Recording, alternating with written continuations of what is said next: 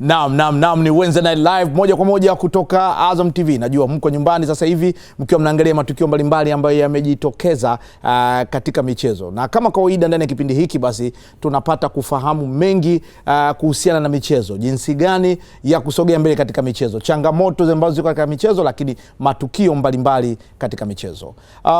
Hamna ambacho kinafichika kuhusiana na nchi ya Marekani katika kile ambacho imewekeza au inawekeza kwa vijana ili kuweza kujipatia maendeleo au maisha katika michezo. Lakini si michezo hivi hivi tu. Swala la elimu ni swala kubwa ambalo linachanganyika au kutoa mchanganuo wa jinsi gani ambavyo unaweza ukapata nafasi ya kusoma au kusomea kitu ambacho unakiweza katika michezo. Na ndio maana leo kwa upekee kabisa Wednesday Night Live itakuwa na utofauti baada ya kuifuatilia kwa muda mrefu. Hatimaye nimepata fursa ya kupata mahojiano na mkuu wa kitengo au kitengo cha affair cha ubalozi wa Marekani nchini, Bwana James Rodriguez. Yeye ndio ambaye ni mkuu wa kitengo hicho, na kitengo kilikuwa kifanya mambo mengi sana yanayohusiana na jamii, michezo, lakini pia na mambo mengine yanayohusiana na jamii. Kwa mara ya kwanza ndani ya studio za Azam TV, James Rodriguez, karibu sana.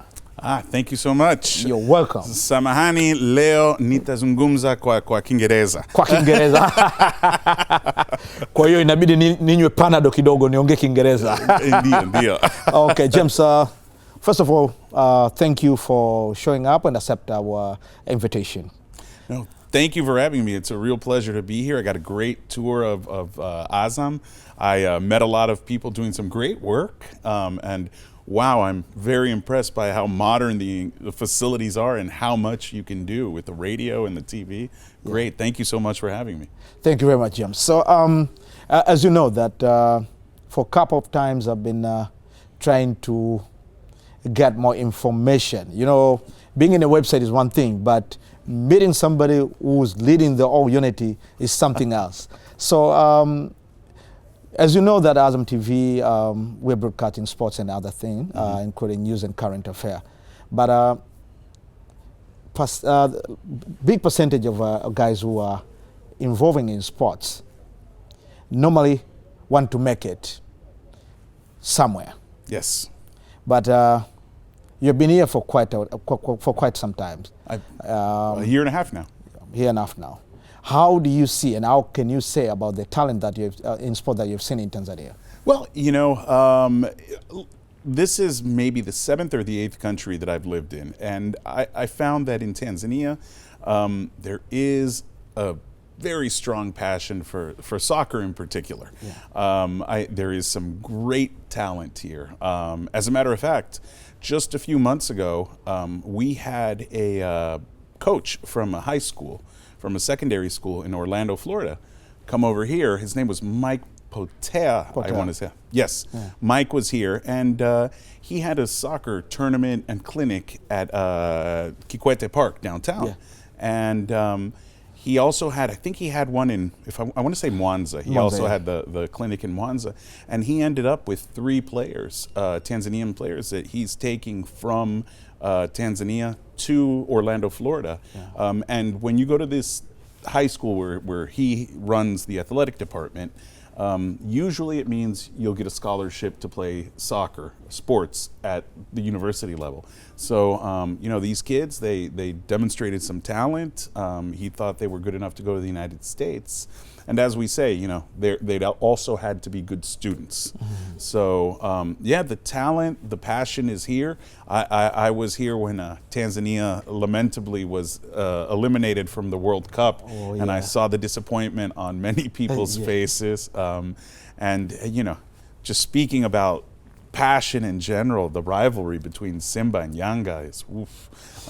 It's a big thing. It's a big thing. It's a big thing. Yeah. So yeah, no, I've seen talent. As a matter of fact, I play on a small local. We have a little club called Valhalla where I live, and it's lots of expats. You know, from Zimbabwe, from people from Zanzibar, from the United States, from Canada, all over, French. We all play together, and it's there. We have some Tanzanians that play with us as well, and the passion and I think the talent is definitely there. It's actually to me, very surprising that the national team doesn't have better results. I would love to see Tanzania in a World Cup one day. Wow. But good guess, we'll be there. But let's talk about your unit. Yes. Your unit is doing a lot. But when it comes to sports, yes. what is it? So our, the public affairs section at the U.S. Embassy works, we look out into the Tanzanian community and what we can do together, what kinds of projects we can work together. We do work with some entertainment in terms of television and music and movies. But one of my favorites is obviously sports. Yeah. The past couple of years, I think the embassy has been a little bit quiet because of COVID. Just the exchanges, the travel has been very, very difficult under COVID. But knock on wood, hopefully, we're almost over this. Yeah. And we do plan on doing some events like we have in the past. So one of our, we want to harness this passion for sports in the United States to kind of share our passion with other countries, with Tanzania in this case, but also because it's a great way to meet people, and you can overcome the language barrier with sports. It's very easy. Every country that I've been into, that I've lived in, I can find a group of people that want to play soccer. All I say is, I like to play soccer. Next thing you know, they take me to a field and I'm playing. Great way to make friends. Yeah. So I think that's the idea behind the sports diplomacy at the State Department, at the embassy. We want to facilitate kind of this sharing of cultures, this mutual understanding via sports. So I think one of our more famous sports programs is the Sports Envoy program. We haven't had, as I said, because of COVID, we haven't had anybody since 2019, but I think it was in 2017 perhaps, that we had Alex Morgan, who is probably the most famous U.S. women's soccer player that we've ever had. A very good player, and she came to Tanzania. She's one of our many sports envoy. She came to Tanzania and had clinics, went out, worked with local communities, teaching them soccer skills. But at the same time, when we have a group of people, because we like to focus on girls, in particular, because we find that girls don't get the opportunities that boys get in Tanzania to play sports. Yeah. So Alex Morgan came out, had these clinics, but at the same time, we want to talk to the parents and the coaches and the trainers and tell them, about nutrition, about keeping the kids away from bad influences like drugs and alcohol and crime. These things you should be able to see if you're the coach and your player comes one day and they're not acting normal, maybe they're having a problem at home that you can help with. So these are some of the things that we like to work on. And we have many sports envoys. I know that one of them is Michelle Kwan, the famous figure skater, Dikembe Mutombo. Yeah, Dikembe Mutombo. Yes, Mount Dikembe. He is a sports envoy as well. I got to meet him a few years ago. Yeah. Very tall guy. And then we had here, I think his name was Jim Clemens. He was an NBA player. Yeah, and 10-time apparently. He was here as well, running clinics. And coming to this, ever since Tanzanian player Shim Thabit made it to the NBA, we've been having a lot of clinic and a lot of NBA players coming to our country. So where do you think we cannot lose that tag of having NBA players coming over, not only for clinics, but at least invest on sports, like how we see now Rwanda basketball going on. Right. We would love, I would love to see a NBA team in Dar es Salaam. That'd be great. I'm actually surprised that you didn't get one in the initial group of countries, but hopefully they'll expand and we'll be next. I mean, that's one of the other things here in Tanzania. There is a big passion for basketball. I'm actually surprised by how much people enjoy playing basketball. I thought it was soccer 100%, but no, there's a little community of basketball players, and some very talented players. I got when we had the clinic, when Mike ran that clinic at Kikwete Park, I got to watch some basketball games, and Man, there are some good players here too. There are some, in basketball too. It helps to be tall, so you have some tall guys. Yeah, James. As you say before that there's a lot of talent, and there's some barrier which led to Tanzania not to make it through education. So now let's start it from here. If your parents has a kid who is talented, or if someone, either a manager, agent, or a scout, saw someone with a talent, what can he do so that to make the player make it to further his education and having a scholarship to the U.S.? Oh, okay. That's a great question. So it's an involved process, and it takes a particular kind of individual, to really have the athletic ability, but also to have that academic ability. It has to be a mixture of the two. So if you see, if I were a parent and I saw that I had my daughter who was an excellent soccer player, what I would want her to do, if the goal is a university education in the United States, to hammer home, to really tell them over and over and over, I know you're good at soccer, but you have to be just as good in the academic environment. You can't have one without the other. They referred to them as student athletes, meaning student is first. Primarily, they're a student. And you really want that, because if you don't have something to fall back on, not everybody at the university level is going to play professionally. Not every, you're talking about maybe 0.5% of the university athletes can leverage that experience into a professional sports career. That's nearly impossible. So what you want is something that when they go to the university, yes, they have fun, they play sports, but at the same time, they get that education. They have something to fall back on. They can, they're going to be a doctor, or they're going to be a lawyer, or they're going to be a politician, whatever it is.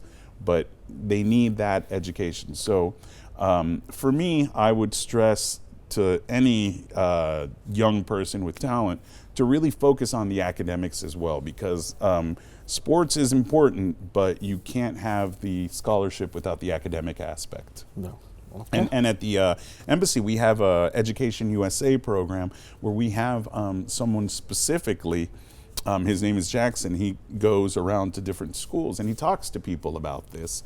So he can help if there is interest and you think that maybe you have the capacity to be a student athlete in the United States. I would ask you to get in touch via our website or our Facebook, social media, and reach out to us, because we can offer information. Jackson can come and visit your school, or you can come to the embassy for a small session as well.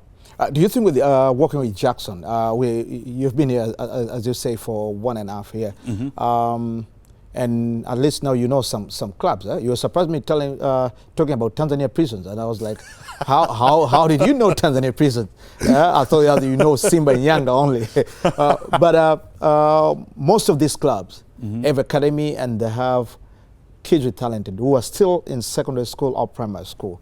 Do you think you can have furthermore program that maybe Jackson and the unit can go to this academy to reach in these kids who doesn't even know how to log in a website? That's a great idea. Yeah, absolutely. If we had an invite from one of these academies, said, hey, come talk to our kids about school, about the possibility of studying in the United States, absolutely. I think that'd be a great opportunity. But, you also have to keep in mind that the sports system in the United States is very different than in the rest of the world. So most athletes go to the university. Very few nowadays can go straight into the professional sports.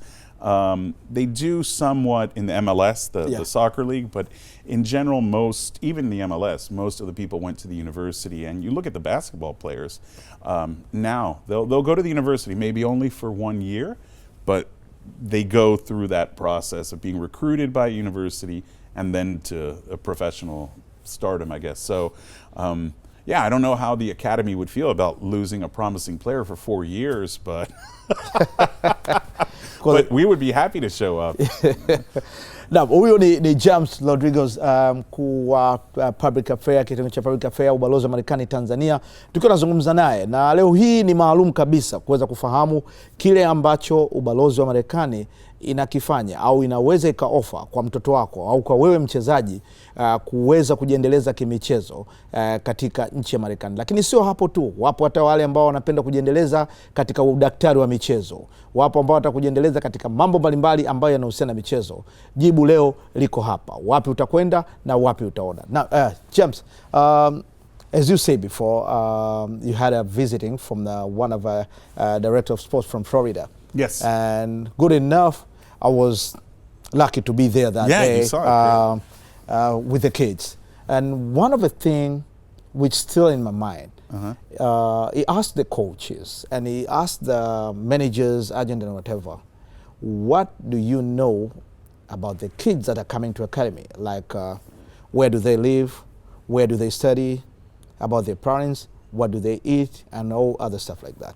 So now, because I was there and there are a couple of coaches.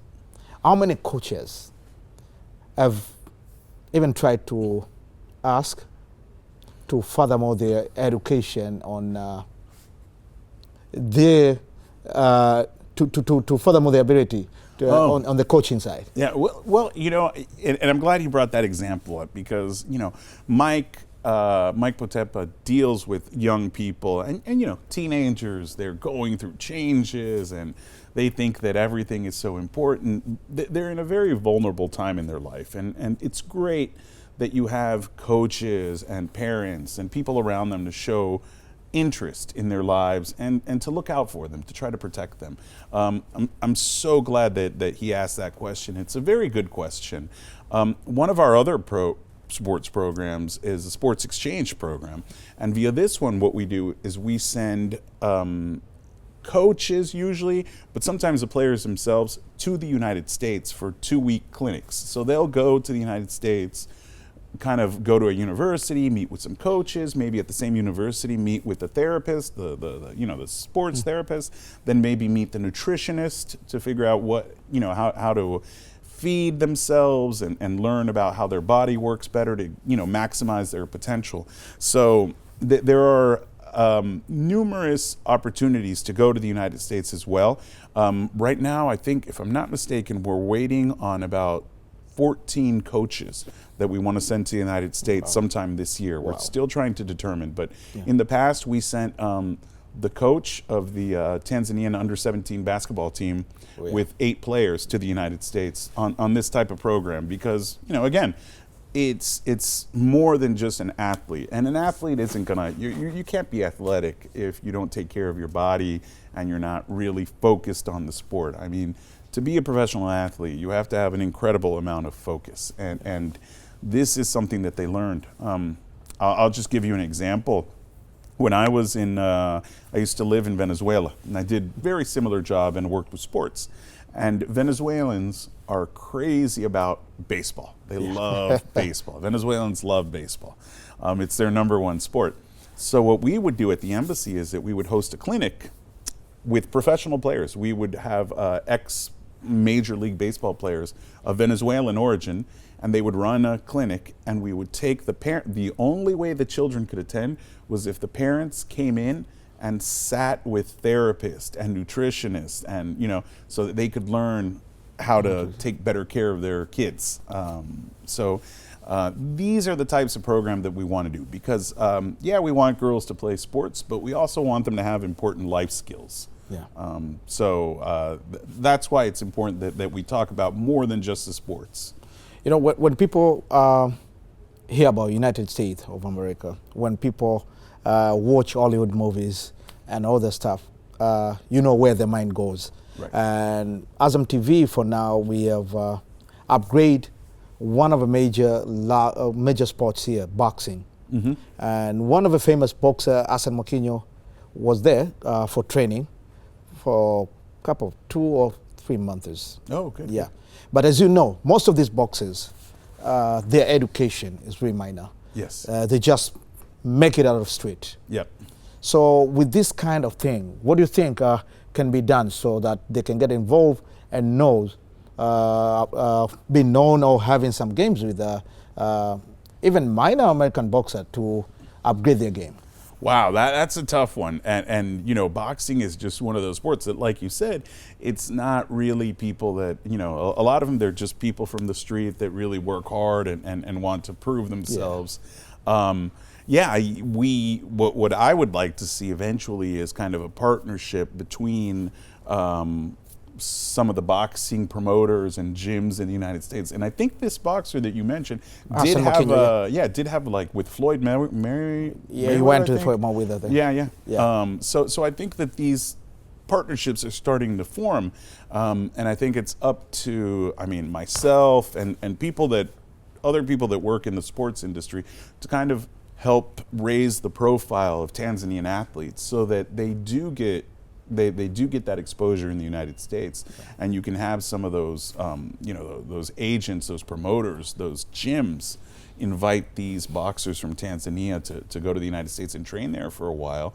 And once, you know, they're in the United States, they get seen, then set up some fights for them. I think it'd be a wonderful opportunity. And I'm happy to, you know, talk about boxing, but I gotta, you know, I haven't watched boxing in a while, not since not since the heydays of Mike Tyson. It's been a while. Oh, really? Yeah. Wow.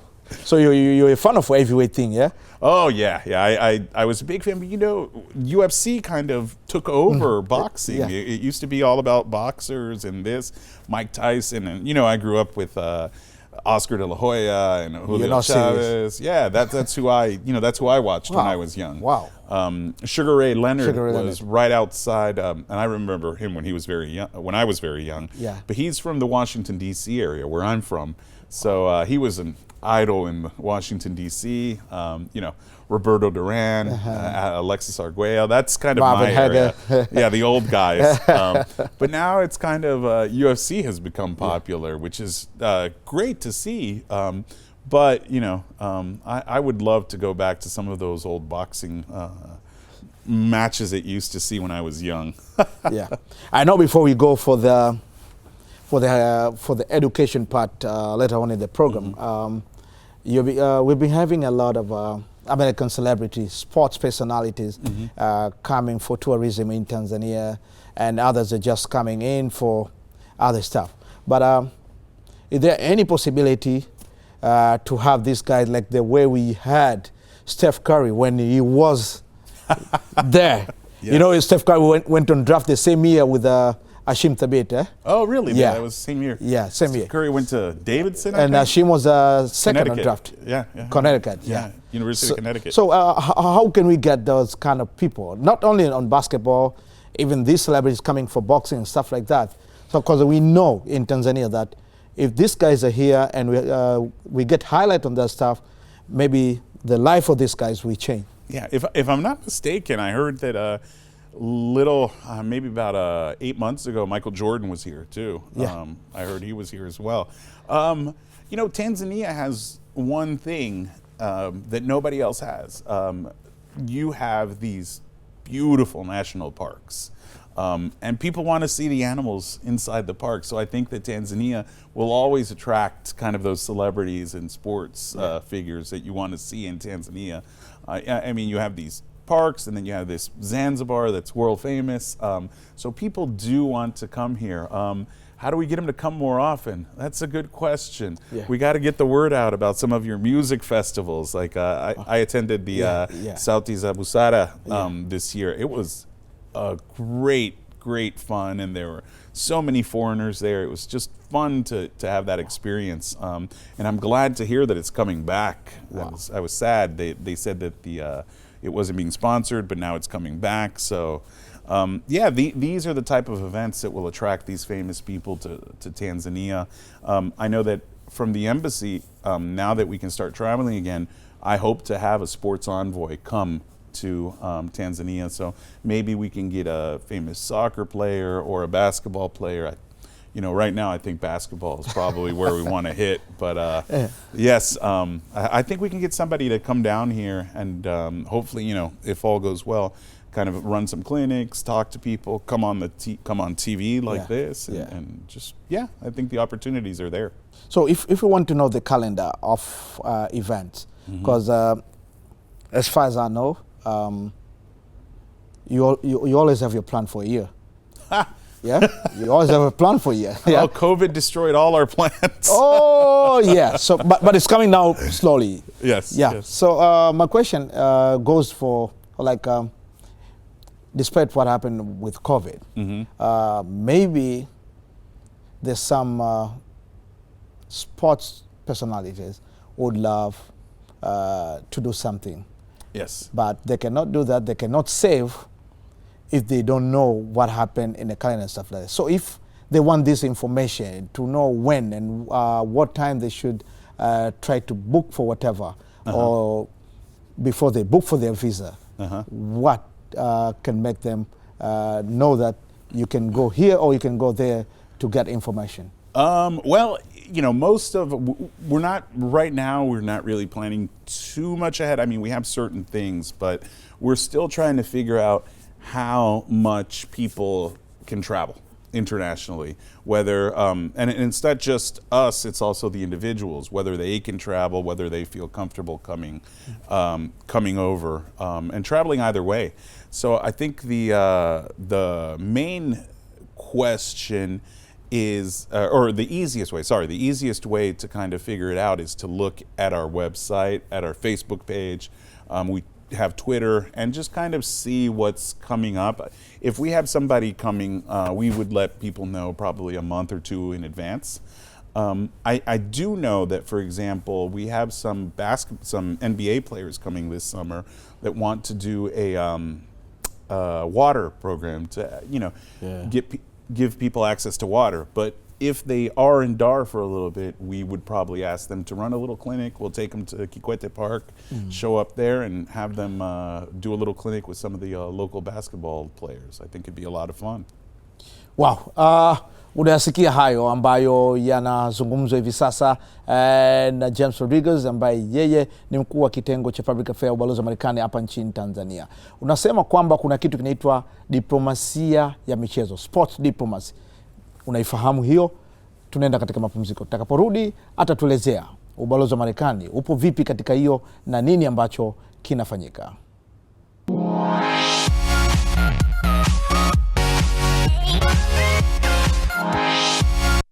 Naam, tumerejea na tupo. Leo ni Kiingereza kuanzia mwanzo hadi mwisho. Najaribu kutesti Zali kama vile nitaweza kuwa mmoja wa maafisa wa ubalozi wa Marekani karibuni kwa kuongea Kiingereza. Lakini tupo na mkuu wa kitengo Public Affairs Bwana James Rodriguez akitueleza mambo mbalimbali kuhusiana na kile ambacho unaweza kufaidika nacho kupitia ubalozi wa Marekani katika masuala ya michezo.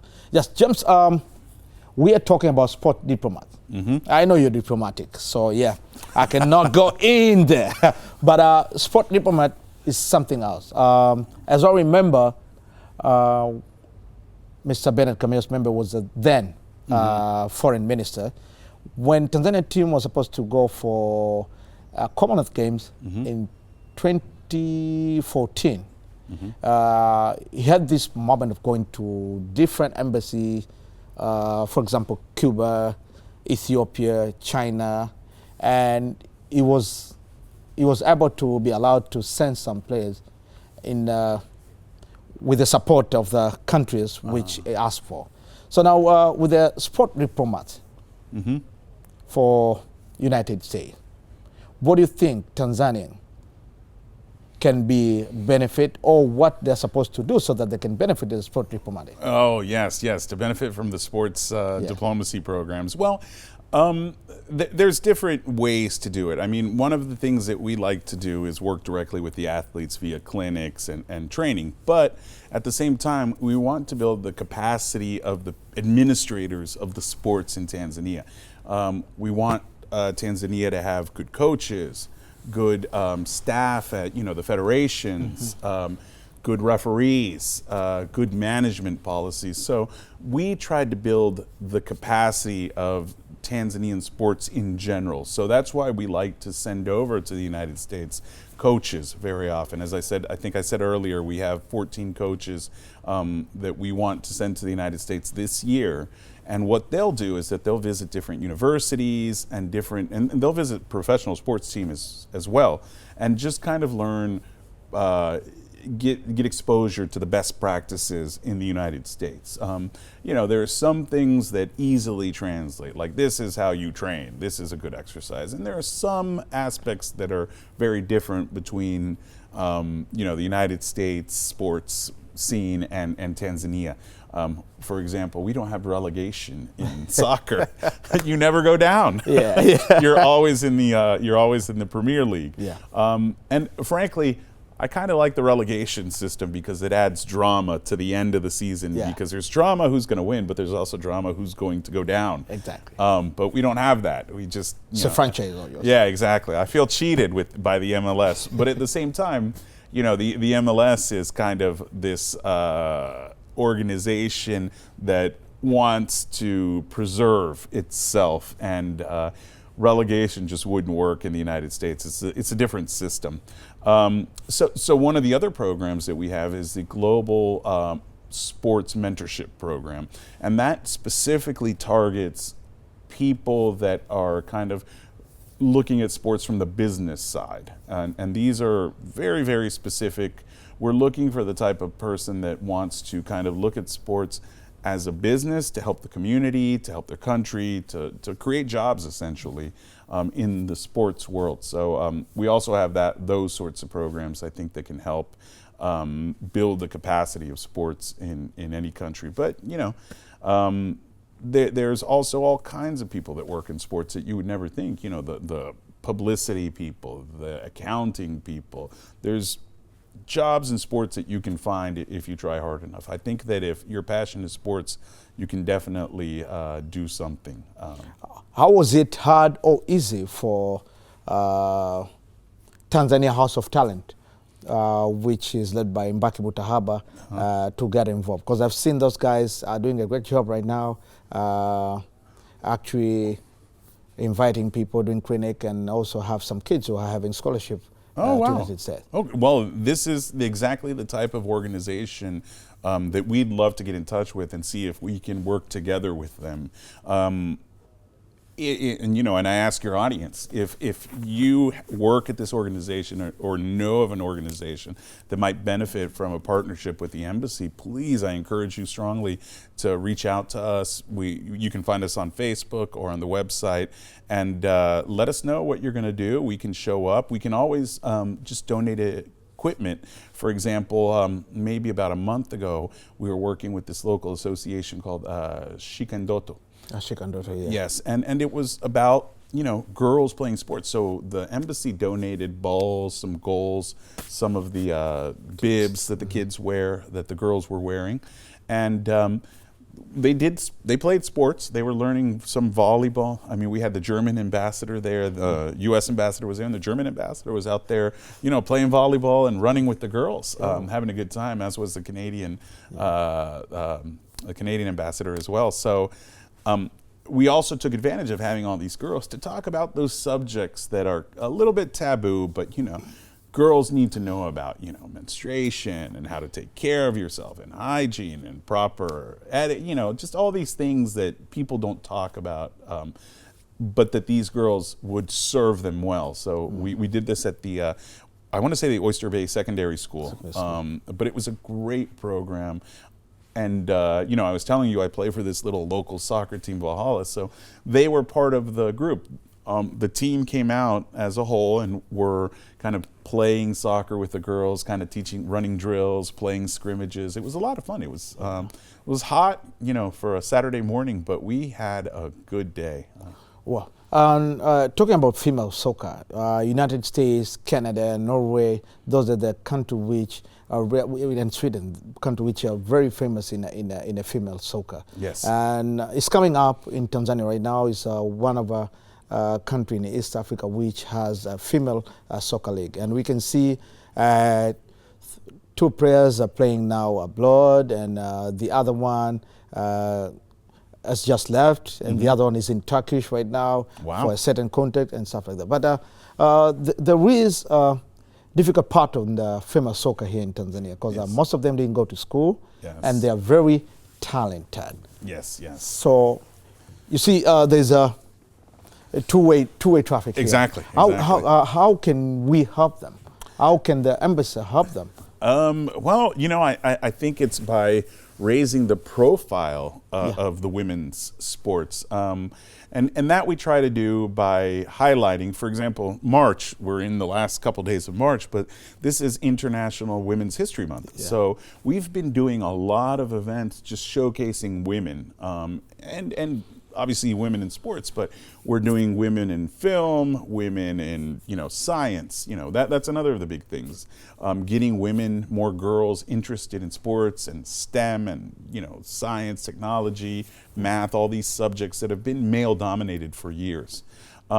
So I think what we can do for our part is to really raise the profile of women doing things in general, because these women are really talented soccer players, and we need to get more fans to go out to the stadium and support these women, because they are at the top of their game and they deserve recognition for being good players. And I'm glad to see that some of them are getting recognized internationally and going to Turkey and other places, other countries around the world. I think it's a unique opportunity, and I have to admit that women's soccer, personally for me, grew on me. Now I will watch the women's soccer team, the U.S. women's soccer team. I will watch them religiously during the World Cup. I really enjoy it. The one thing I've noticed about the women when they play soccer is they get hit and they just jump back up. The men will roll around, my leg. But the women, they get hit, they jump back up, and they're like running again. So I deeply appreciate that, without the drama. I think for our part, and this is kind of, you as well, you work in the sports field as a reporter. So it's to raise the profile of these women, to just kind of get their names out there, their faces out there, and hopefully that leads to more people going to the stadium. That's kind of what happened with the WNBA, in the United States. It wasn't very successful at first, but over time people started watching it more, and it became more and more famous. And we do that with the Women's Soccer League as well in the United States. It's not as popular as the MLS by far, but more and more people are showing up to the games, and I think the success that the United States national soccer team has had very much translates into having a more popular domestic league.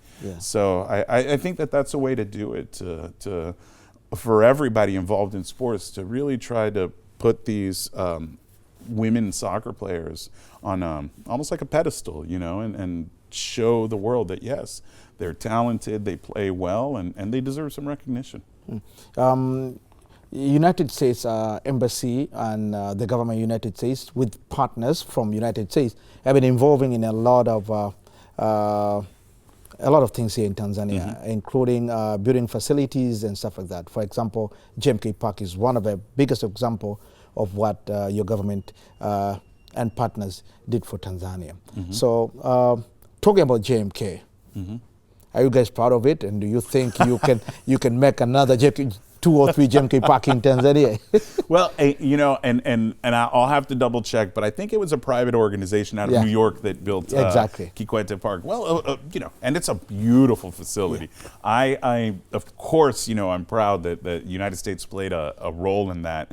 But what I really like about it, I'll be honest, is that it's right in the middle of the city. It's almost like a gathering spot for the community. And it's so great to see that, I think we were there for when Mike was there from the high school in Orlando, but maybe, I don't know, a month ago or so, we had a movie night there. So we went there, we put up a big movie screen, and we just watched a movie on the volleyball court. And it was a lot of fun.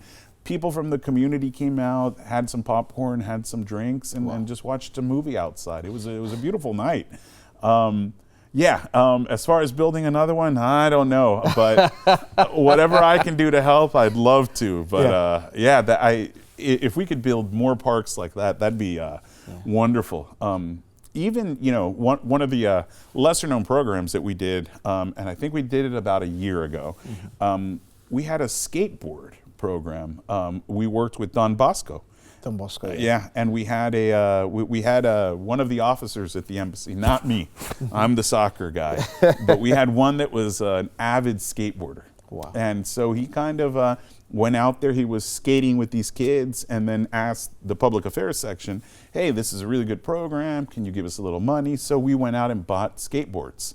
And then one Sunday afternoon, they all gathered, did some skateboarding. It was a lot of fun. And, you know, skateboarding it isn't one of the traditional sports that's popular, but for kids, it's great. You know, I'd rather have kids skateboarding than sitting around doing nothing. So they seem to enjoy it. So it was great event.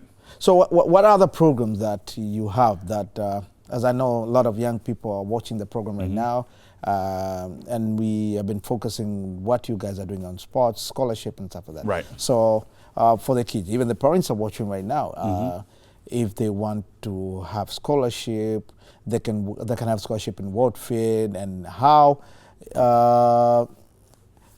can they obtain the visa? Because I know this is one of the questions that I'll be asked if this program ended up without asking. Like, sometimes it's really difficult to have a visa, and because some people come with the wrong documents and stuff like that.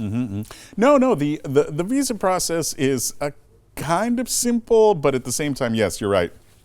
Some people don't realize that you need to come in with a little bit of documentation to prove that, yeah, hey, I'm coming to come back to Tanzania. That's basically all it is. You know, just make sure that you can that you have the documentation that you need that will prove that you're going to come back to Tanzania. That's really all it is. But as far as exchange programs, I mean, we're on a sports show, so I have to talk about sports. But at the same time, we have many programs that deal, if not directly, just kind of indirectly with sports. So, for example, we have the YALI program. I'll give you that. That's a good example. Yeah. The Young Leaders, the Young African Leaders Initiative. This was started by Obama, President Obama, a few years ago, and it's grown into this bigger program. And now we have the Mandela Fellows, where YALI, where the YALI, the young people that participate in YALI, go to the United States and have this kind of professional exchange. They travel around the country. They meet people in their field. So some of the people run NGOs, and these non-government organizations, a lot of them focus on sports. That's what they use. So we'll send these young YALI individuals, the Mandela Fellows, to organizations that use sports to work in the community, to better the lives of the young people, to use sports as therapy, whatever it is. We also have people that want to learn more about the business of sports. So YALI also has people that go and they learn about, you know, being an agent and representing sports figures. And these are the types of programs that we have that, while they don't deal directly with sports, there is a tie. You know, you have probably the most famous exchange program that we have is the Fulbright program, which is an opportunity to go to the United States and earn a degree, whether it's a 2-year master's degree or, you know, a PhD. It can go under the Fulbright program.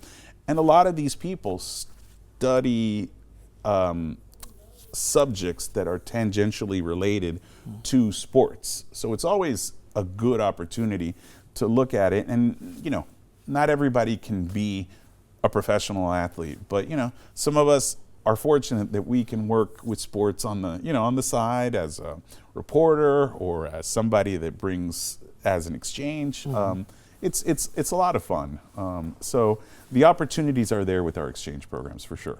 Okay, and on the other side, you've seen a lot of young people focusing on being managers, sports, or being agents, or else doing something with sports marketing. Yes, I mean, sports marketing is huge. You know, if after I retire from the State Department, I would love to get a sports marketing job. Wow. I'd love to go work for FIFA. Tell me the secret about it. Tell me the secret about it. I want to go work for FIFA and watch sports all day. Sports marketing is very much an up and coming, and it's all, I'd like to say up and coming, no, but it's already there. Yeah. Sports marketing is huge. You know, athletes now are ubiquitous. I remember reading, this was a long time ago, but at one point, you know, the most famous people on earth are athletes. I mean, Muhammad Ali, you know, Michael Jordan. These are some of the most famous people on earth, and they're professional athletes. So the marketing is there, and that's why I keep alluding to this business side of sports, because you have to remember that you know, we, the old guys, you know, with my little club team, I play sports for fun because I need the exercise, because I like to hang out and shoot the ball. But the people that do it professionally, that's a business, and there are many, many people making money off of the business of sports. So yeah, the sports marketing is huge, and I know many universities in the United States have sports marketing programs specifically oriented to this. And the great part about universities in the United States and sports marketing is that the universities are very, very, very much involved in sports. You know, right now we're having the NCAA basketball tournament. We're down to the final 4 teams. I was thinking that maybe the Beats team had made it, but only the women. University of Connecticut women are in the final 4. Yeah. But you know, these schools are already heavily involved in sports and sports marketing. So you're learning from you go to this university, for example, Duke, you know, this basketball powerhouse. You go there and the coach is famous. The players are going to be there for 1 year. They're already famous, and then they're going to the NBA. And they know how to market this, you know. So you're learning by people that are actually doing the marketing. So I think that in the United States, it presents, because of the university sports system that we have, it presents a very unique opportunity to really get your hands-on experience in sports marketing. We've seen people like Masai Ujiri coming down with the Basketball Without Border, and he finalized one of a basketball court in one of a local school in Pugu. Yeah, you've been here for quite some time. So what do you think about these guys who are having programs in the United States, and they are moving the programs in Africa, like the one, the Basketball Without Border, which is very successful with Masai Ujiri? Absolutely. I mean, this is exactly what we want to see. I mean, sports in the United States is so ingrained, such an important part of our culture, that just by playing these sports that we love in the United States, we are sharing our culture. And, you know, in certain places, you know, I mentioned Venezuela, they love baseball because of the Americans that came down there to work in the oil industry. They brought baseball with them. So it can really be a tool, these sports programs, that really bring 2 distinct communities together and really get that aspect of mutual understanding. Like, you know, these are decent people that I'm working with, and they can look at you the same way, and you don't look at people, you know, because Hollywood doesn't, you know, Hollywood isn't America. You know, it's a small segment of it, but that's not what most Americans live like. So I think when you have that person-to-person contact with these people, these Basketball Without Borders programs, these are the perfect programs. And if you hear about these, please, anybody, let me, again, I ask the audience, let me know. I would love to hear about this, and we would love to participate. Okay. There's another thing that we're talking. I know that sports, walk, sometimes you go and relax, something like that. United States Embassy, actually the public affair. Do you have anything to do with movies or something like that? Movies, absolutely. One of the things that I've been trying to get off the ground is the public affairs section bought a giant TV screen, movie screen that we can put up anywhere. And fortunately, I have the rights to most American movies. Wow. So I can show just about anything on the screen. So, you know, we did this at Kikwete Park. We put it up. We watched Soul, the Disney movie. Wow, Soul. Yeah, it was a great movie. It was a Pixar, you know, animated movie. Yeah.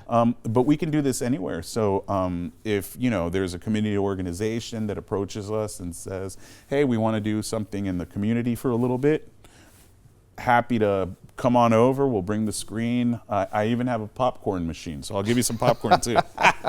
You can't watch a movie without popcorn. Yeah. So James, before winding up, I know that it's the first time in my program that people are watching you. If they want to get further information, how can they obtain it? How can they reach your department or American Embassy? Okay, thank you.